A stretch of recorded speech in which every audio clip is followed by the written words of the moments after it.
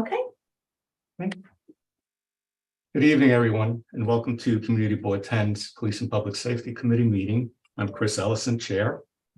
And on tonight's agenda, we have the new SLA beer, wine, and cider application and temporary retail permit for Wonder Room Coffee Incorporated, 7904 3rd Avenue. And we're also going to, our second item will be discussing on the adult use retail dispensary licensing application review process for Community Board 10. So let's begin with Wonder Room. How you doing, everyone? My name's Robert Hull. I am a representative. I'm sorry, Robert. No, it's okay. It just went to your screen. But my name is Robert Hull. I'm with Mike Kelly Incorporated, and I'm here representing Wonder Room Coffee Inc. with Natalia and Marion. Can you please say hello? Hi. Hi, hello. All right. So this is the Tavern One license application. The application was previously approved in June of 2022. The only change is the applicant wants to close at 10 p.m. instead of 11 p.m. 7 days a week.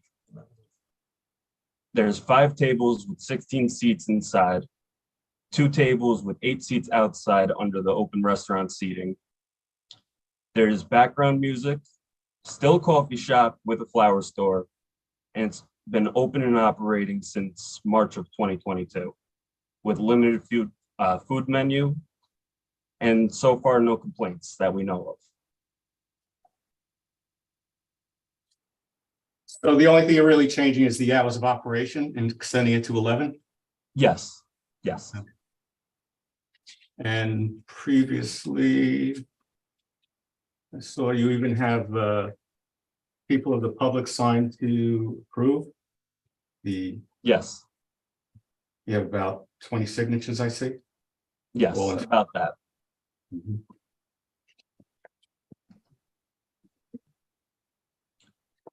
There's no certificate of occupancy. But I've heard the coffee's amazing, so everybody loves going to it. Okay. I'm glad. Thank you.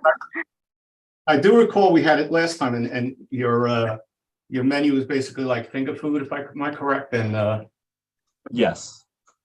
You should And just have the coffee. menu up. oh, she did. Yeah, do you want me to put the menu up? Yeah. Unless anybody wants to see it. Yeah, okay. You know, like trying to find it. That's okay. Any questions from the board? No. No. Committee? Just a comment, I've been and I thought it was great and beautiful little space and really nice spot. Thank you so much.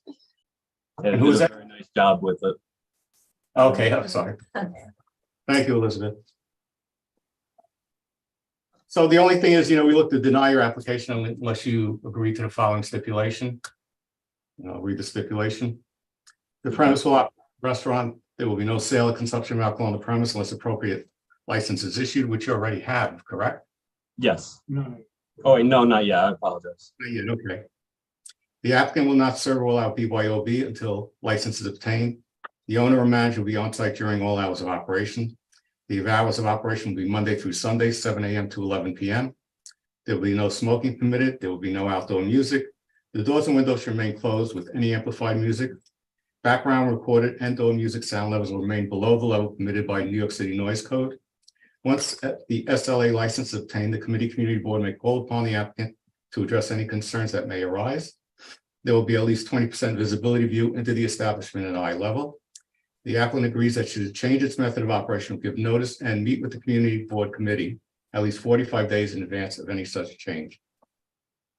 Any questions from the committee on that stipulation? No.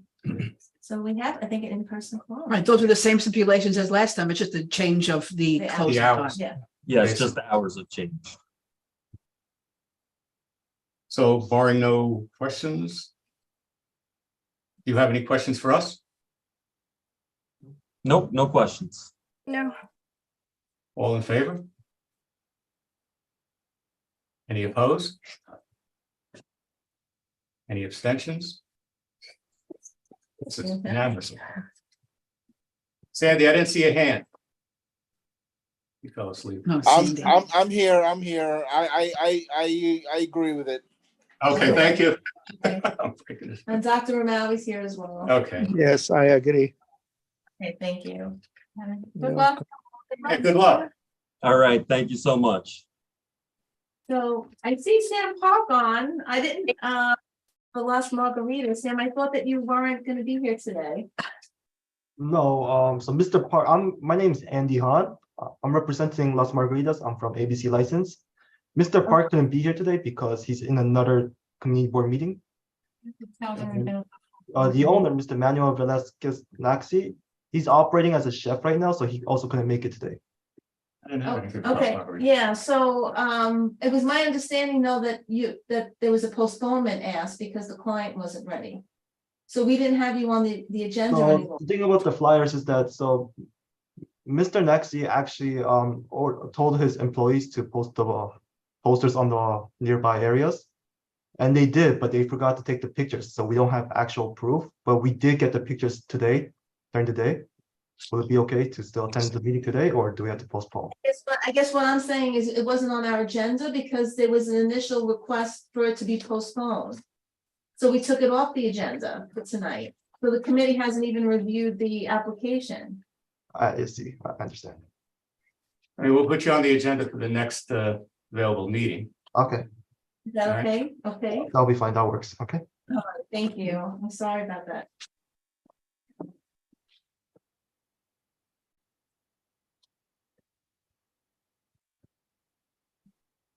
Right, so the next item on the agenda is to review dispensaries, cannabis dispensaries. Hmm. All right, but during the course of a couple of weeks, past week, we received 2 applications. And they're not your typical applications. This is 1 and this is 2. Okay. Huh?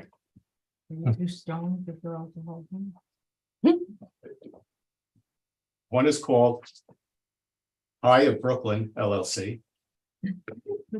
Okay, please look that. What is it called? Eye of Brooklyn. Eye of Brooklyn? Right. Higher Brooklyn.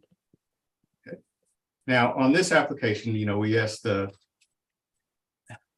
handle it administratively rather than through the committee, right? Being that it has to be within, it cannot be within 500 feet of a school. All right, as defined in section 409 of the public health, the education. So I had to ask myself, what is 409? Right, basically it states, notwithstanding the provisions of any other law, rule, or regulation, tobacco use shall not be permitted, and no person shall use tobacco on school grounds. School grounds means, and this is where it comes into play, any building, structure, and surrounding outdoor grounds, including entrances or exits contained within a public or private preschool, nursery school, elementary, or secondary school, legally defined property boundaries as registered in a county clerk's office. So I went by the location, and the location for Eye of Brooklyn LLC is located at 7102 13th Avenue. And when I took a picture of 7102 13th Avenue, and it is right next door to a preschool. Oh. Okay, great. So we have to handle it administratively and basically stating that it's doesn't qualify. Right. Now, there are other ways they give out licensing or they don't actually give out the licensing. It's known as a provisional license, right? And they don't have to actually list a premise. And we have an application for a provisional license. That's the same place or a different place now? This is a different place, Okay. but there's no location. The location is to be determined. Right, so they cannot actually, they can apply for the license, but they cannot get one till they have a premise. Okay. But they can get a provisional, meaning that they will be getting a license provided they give the location and it's approved the location. I've read this like 3 times and it's driving me crazy. What is the location? There is no location. There is none here. No, Like to see. Yeah. So I guess they go through the background wanted- checks and they go through all of these things that they need. And then once they have the paperwork in, so once they get a suitable location that Correct. qualifies, then they just say, here Well, we they go. go through a vetting process. The vetting process has to be, there's a lot of equity involved. There's a lot of acronyms, which drove me crazy.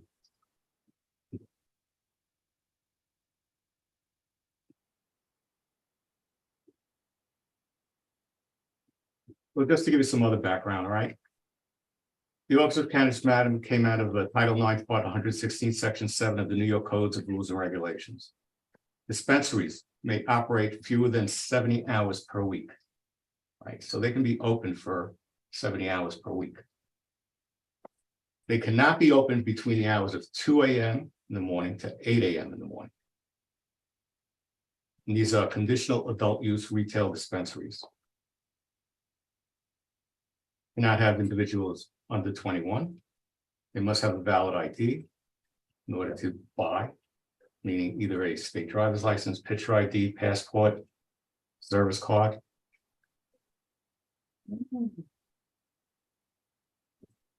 Cannabis can only be the only product that they sell, meaning they can't sell any alcohol on the premise. But the person, from what I read, can have 2 licenses. They can also have a state liquor authority license, but not able to sell it at this premise. So they can have, one owner can actually have 2 licenses. So they can't have, they can't sell anything else or just other. They can licensed sell other products? things, but it can't be branded items, meaning significant brand, what I understand. Yeah, I was very surprised, and it may have to go with this. Like when I go to my sister's in Jersey, I go to like Total Wine, and you have chips and sodas and cookies and cake. And I asked for something like tonic water, or club soda in one of the liquor stores here. I said, why don't you have that? He goes, we can't have anything that can attract people, Right. minors. So if we have Coca-Cola there, then they So can they come in cannot for it. sell food, beverages. So they can't have like chips and pretzels. No, the only thing they could sell is water, basically. They can sell apparel and merchandise, but it can't refer to a brand, the license. Okay. In order to, they have to give a site plan to the Office of Cannabis Management. So basically, on October 4th, they opened up the application Mhm. process. So now community boards throughout the city are getting a lot of these notifications of an intention to open a cannabis Mhm. location. And it's different, they're treating these types of notifications different than the SLA notification. Where on an SLA notification, we have 30 days to provide an advisory opinion to the state liquor authority. We could do stipulations on the method of operation. If we deny an application, it automatically goes before the board. Here, it's just pretty much perfunctory, I mean, from my reading of it. Mhm. It's a notification to the board, and we can give an advisory opinion on the premise. But once the decision is made to issue the license to the establishment, that's it, the decision has been made. Unless it's something that's a direct violation, like it's 200 feet within the what have you. And this is all very new. There is going to be a briefing by OCM, I think tomorrow. Chris is the one Correct, we're at going 6 to o'clock. tomorrow at 6 o'clock. You're all invited to WebEx meeting at 6 o'clock, I'm sure. To learn Office of cannabis management. It's for the community boards, really. So I think we're gonna have to, I'm talking to colleagues, some who've received 20 of these notifications, we've received 2 to date. And how are we going to review them as a body, as a board, So, Chris was mentioning if there are clear administrative, issues with them, we could certainly, we could list them and notify the board, and that way we receive this notification, administrative note was sent. In the case of the one next door to the daycare center, I don't even know how to respond to one that doesn't have A premise. a premise associated with it, because They better work. How do I vet this person? I don't know them. you don't know them. We're not the know? agency, They have to vet them. right? that, I don't think that's our job to vet the person. I think it's really just a notification that it's coming to your neighborhood. And then I guess it's our job to say, no, we have the school right here. and that's the other thing, is that they expect to receive maybe thousands of applications. They're only gonna cap it, I think, at 200, that they're gonna take, so, or whatever the number is. Think So- 1,000 in the state. Right, 1,000 in the state. I don't know how many in the city. So we don't know of the applicants that come to Community Board 10.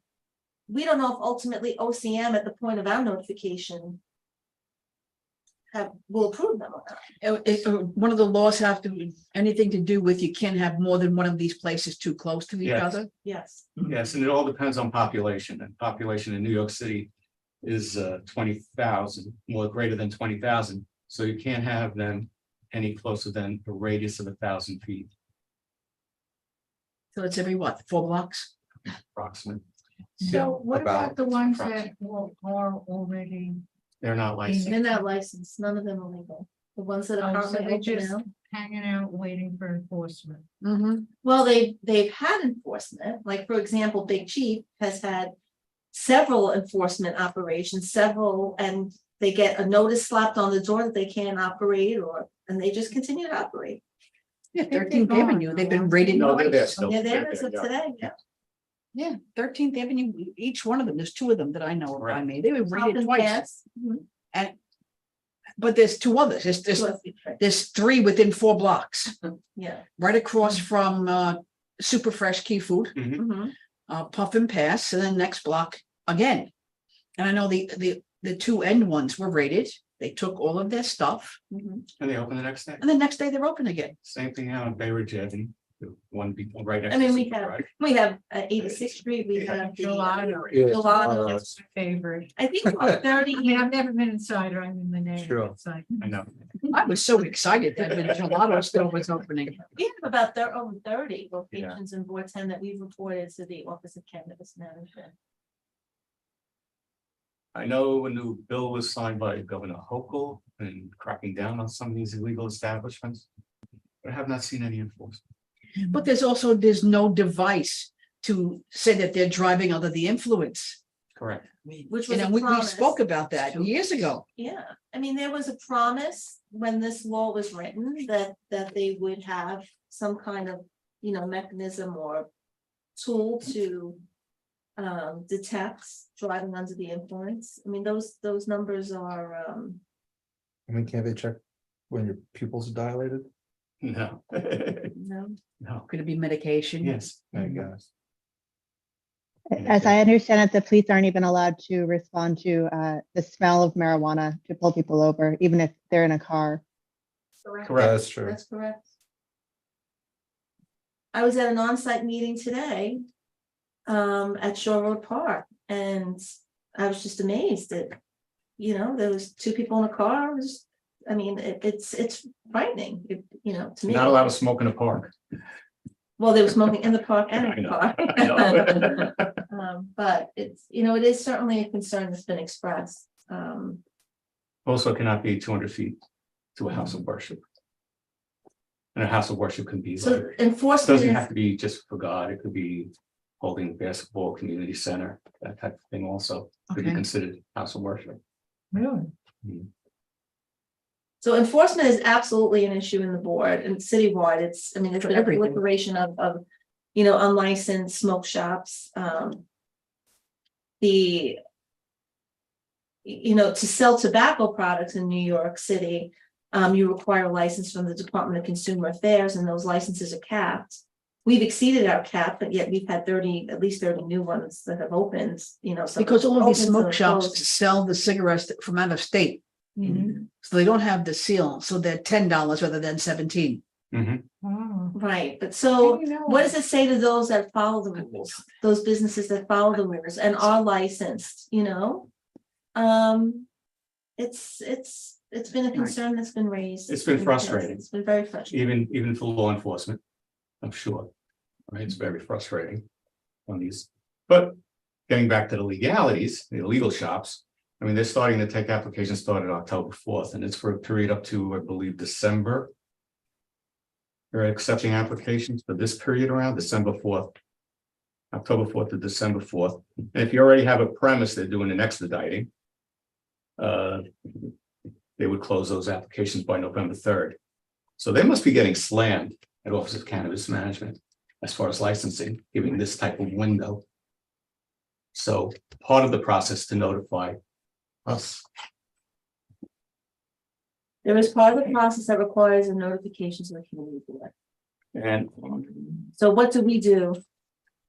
well, on their application itself, on their notification, the last thing where the applicant signs, it says, if the municipality or community board would like to request a one-time 30-day extension for the municipality or community board to provide their opinion, or if the municipality or community board has any comments, concerns, or questions, they must reach out to the Office of Municipalities, ocm.ny.gov, with a notification to municipality opinion 30-day extension request. So if you want a 30-day extension request, you would have to request it. It has to be on community board letterhead. In the subject line, municipalities or community boards should be sure to provide proof of the date of receipt of the notification to municipalities that they wish to request the extension of time of submitting a municipality opinion. Any request that does not include such information will be rejected as incomplete. And as Josephine gets them, or the office gets them, they timestamp them, and they stamp them on day receipt, like everything else. And that's on the notification. I do have a question. It's Sure. Lori. Hi. I'm sorry. I couldn't make the meeting. I'm still in transit, but I'm very curious.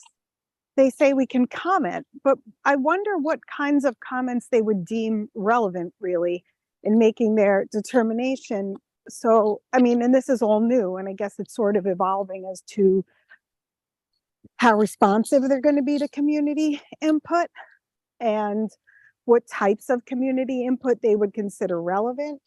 As we know in different contexts, like, sometimes zoning, it's just a question of, is the site proper? In SLA, sometimes, it has to do with the community, the impact on the community.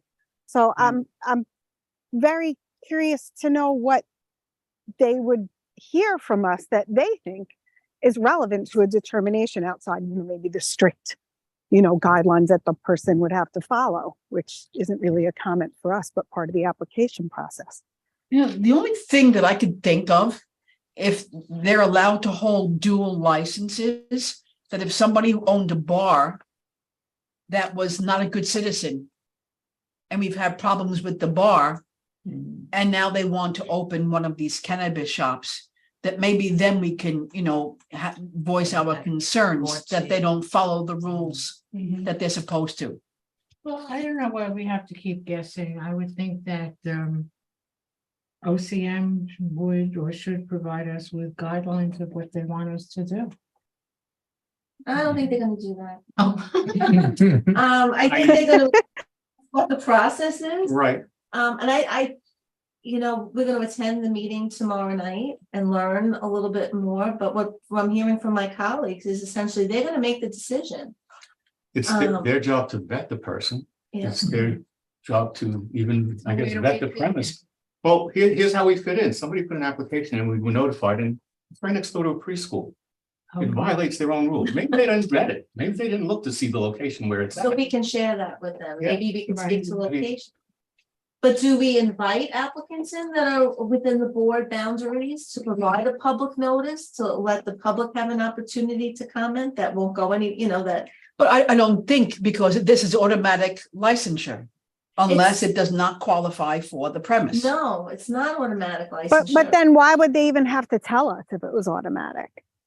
Well, Yeah, Like with the SLA, we're advisory, but Right. there are certain things that have evolved through the interpretation of the, the liquor law that basically says, well, if it is a disturbance in your neighborhood, the whole purpose for community notice was, was to not have the neighborhood be overrun, by bars and establishments, and to give the community some voice in that. And I would hope that the intent of this is the same, but I have to admit, I have not read it to try to figure that out yet. Yeah, it doesn't seem more like the SLA where, you know, you have a 500-foot hearing that goes before a panel of the State Liquor Authority. That's the only kind of, you have to demonstrate that it meets a public, need. But they're they're capping the number that they're gonna be issuing. Right. So if they receive 20,000 applications and they're only gonna accept 1,000, that means 19,000 notifications that went out there. We'll never see a premise, at least in this round anyway. Right. That's what confuses me. So do we go Well, through this? what'll stop the 19,000 from operating illegally? Nothing. Nothing. So That's the problem. You know, Because maybe if they get closed down and arrested enough times, then they won't be able to get the, landlords. well, from what I understand is if they're operating illegally, they would be frowned upon filing for a legal license. right. Right. Same thing if you're opening a social club and selling liquor to minors and something, now you want to apply for a liquor license. Exactly. I would hope that would be the case. Doesn't seem to, No. they're operating in full force right now with the Because- change of law. Yeah, I mean, this whole thing, I mean, I didn't hear totally what Lori said. But it's different than us opening, a restaurant or a bar, because you're not dealing with capacity. You're not dealing with loud music. Right. You're not dealing with, 80 people in a room at one time, sitting, moving around, going outside, they go in, they go out. Maybe doing that until 2:00 in the morning and smoking on the people's windows. Mhm. Right, I've been to other states where it's legalized and there are dispensaries.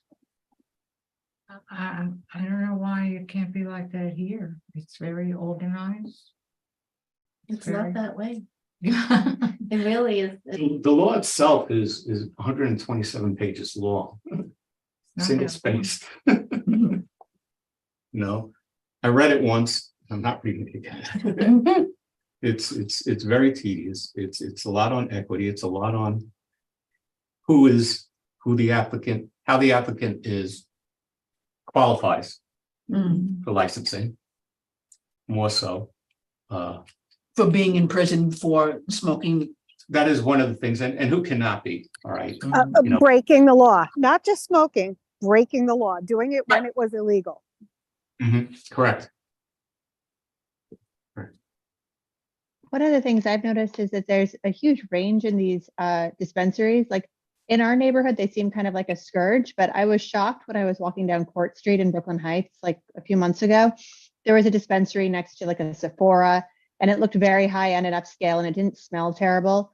And I wonder if like we could have some kind of standard where we're advocating for that kind of like a more upscale. Like if we have to approve of these, get a nice one at least. I don't know, rather than the ones that we have right now. I know the one in, I believe, Soho. It was one that opened, I believe, in Manhattan. And they put like over $2 million into the premise. And it's very upscale, right? A lot of these people cannot afford that. Let's put it that way. Yeah. I mean, there is a loan process. There's another problem. It's mind-boggling, but I mean, the application fee itself is $1,000 just to apply. Right, and once you get the license, it's another $7,000 unless you have limited retail loads, unless you don't have the means of paying, where they would, and you'd have to show it, and then it would be 50%, et cetera. And this is what I've read. But also, they made these nice things on their website, make some handy little wee things. And they're all different licensings, of course, you have the micro business, which is like a micro brewery. Right? The adult use retail dispensary license, which will be probably in this area.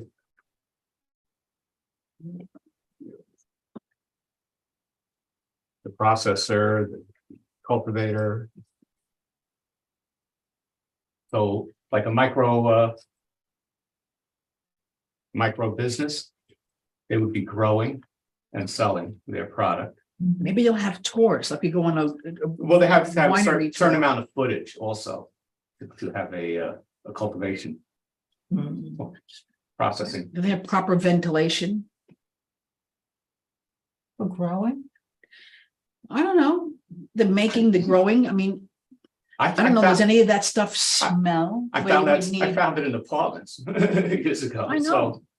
some Growing, kind of, a wheat Well, I factory, think the big question is where we fit in. exactly. Yeah, where do we That's the fit big in? unknown. The only area that I see that we fit in more so is the location, where the premise is going to be, yeah, Right. right? Its proximity, is it within 1,000 feet of another location? Is it within 200 feet of a house of worship or a community center? Is it 500 feet within the school? And they give the outline on how to do the measurements, you know, it's gotta be from door to door. Yeah, but And it's I not understand access. you know, the state can't go and look at every door front and find, you know, Ring Around the Rosie nursery. But I would think that they would able to do like a map quest to say you want a place here. You can't have one here. And then they Well, should be doing, They do that with liquor licenses now. You go on, you know, as you see on the applications, there's a function of the Zola, you can do it. Okay, so where do we leave this? So I think we Well- can say administratively, we can handle those that are immediately, you know, the location doesn't meet the guidelines. We could, you know, I could come up with a form letter that and respond it. I think every notification that we receive should be provided to the board, like we do liquor license applications on that list with the agenda items. And then we're gonna have to think about, you know, if there is a location that cannot be handled administratively, how will we proceed? Do we do a public notice? Do we you know, invite the applicant in to talk about their vision for their application? I don't know. I don't even know. Joe, are we getting any guidance from our partners at Borough Hall? I mean, they have a lot of things, you know, where they want to educate us about things. This is like an insane amount of information for us to process and figure out what our process should be, what our parameters are, what's our purview here even. So they're having a briefing for community boards tomorrow at 6:30. I'm going to attend. It's gonna be It's a WebEx. online. It's a WebEx, you know, just it's like a Zoom call. And so- that will be, we should be able to get it on our, Yes, Computer on the phone. computer. So I'll send that link out. Okay, If you all good. wanna Thank go you. on to it, we'll do that. Mhm. I have a meeting tomorrow with a citywide community board group that meets the future of community boards, and this is on the agenda as well. And maybe we could report, you know, to the board on Monday, what we learned. It's crazy. One more thing we have to do that we really have no say. I think the say is really gonna be in letting the community know, Exactly. really it. Okay, And going forward, I don't know what they're going to do about the legal shops that are around. That'll be taken from them. I mean, those legal shops should really be going after the illegal ones. well, our board passed, you know, we adopted that very strong resolution asking for change, and there's been change, but there hasn't been the enforcement follow-up that should be there. You shouldn't be able to be open without a license if you require a Can I license. bring up a different topic? Yeah, Sure. And I have a question about, most of us know that there's a restaurant in the neighborhood that has a big sign that says BYOB yes, on Third Avenue and about, and that was reported to the precinct. yeah, and, I've had some friends tell me what a great time they had and how they're, you know, given wine and, you know, they're able to bring their own bottles and all of that. So, I mean, it just seems so odd when we're sitting here and reviewing all this stuff and it's just, With the state liquor authority, from what I understand, is they can't enforce it unless they apply for a license. And then they can enforce not giving them a license. Right, the enforcement rests with the police department Correct. for unlicensed establishments, and we did submit to the precinct 3 locations in Board 10 that are serving alcohol without a license. There are now only 2. And that is one of them. I can submit it again. I know they went out and, spoke to the owners. The boards also sent a letter to the establishments to notify them that we've received concerns, and really, the other establishments pay a lot of money for their Yeah. liquor license, Yeah. and it's Unfair to them. it's really Oh, unfair. absolutely. It's unfair. And that establishment blatantly writes BYOB, Yeah, yeah. without a license. told. Be told. Yeah, they Yeah. real. I think those sheds are gonna start coming down in the Yeah. area. uh, I mean, I walk by the place too, also, it's beautiful inside. The shed comes down, they'll still advertise it. It's not, the problem is not the shed in that situation. The sheds have other We problems. could, I'll follow up with the person. It just seems like we said, so unfair to everyone else. It is, I wouldn't go there, no, sitting on this committee. no, yeah. Someone take a picture. It wouldn't be- You be on social media. Exactly, right? Wouldn't be the right thing to do. I mean, just because I bring my own nickname, Yeah. Yeah, we know it's water. Yeah. All right, so is that the consensus then? Yeah, I think more of a review process. As far as these two, they will be handled administratively. The one without an address, You can't have any comment. I don't even know where to begin. No, Okay. all right, Anything else? that's it. Any other Mhm. business? Any questions from up above? I think they're sleeping. I guess not. No. All of them. Unless they'll Mr. go. Nope, Okay. I'm good. No, you. All right, All right, Sandy. Sandy. They'll put the lights out. All right, team, All right, with that, we can adjourn. we can adjourn. All right, thank you all. Hey, Thank you. hey, Josephine. Yes? Josephine, Thank you. Yes, Sandy. did you hear anything about Lone Star? So Lone Star, has closed. There is, I'm not sure if the landlord was finally able to evict because there was another motion that was made at the end, but my understanding is that it was completely gutted. That the owner completely gutted the interior of the establishment. That was reported to us, and that the sign is down.